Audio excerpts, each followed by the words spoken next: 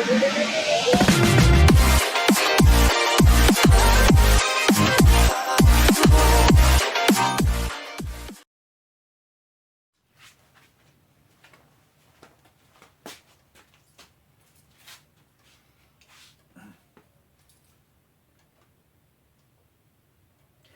everyone, welcome to GED exam preparation class.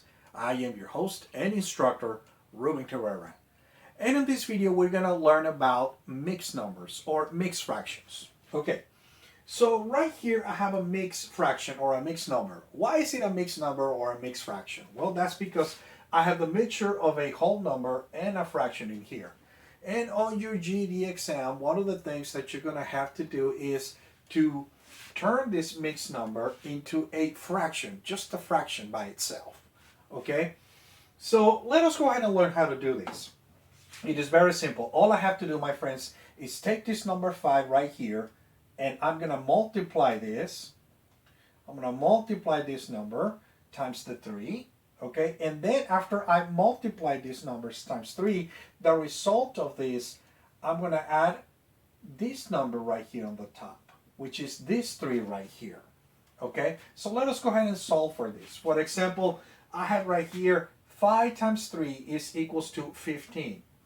15, okay, plus 3 is equals to 18. So I'm going to put my 18 right here. Put my dash right there, and then this 5 right here, I'm going to move this number down like this. And this is how we turn mixed numbers into fractions. Now, as a consequence of turning mixed numbers into fractions or mixed fractions into regular fractions, the fraction is always going to be an improper fraction. Okay? Let us do one more example. Okay? Let us do another mixed fraction. And I have right here let us do 5 with 2 over 9. Very good.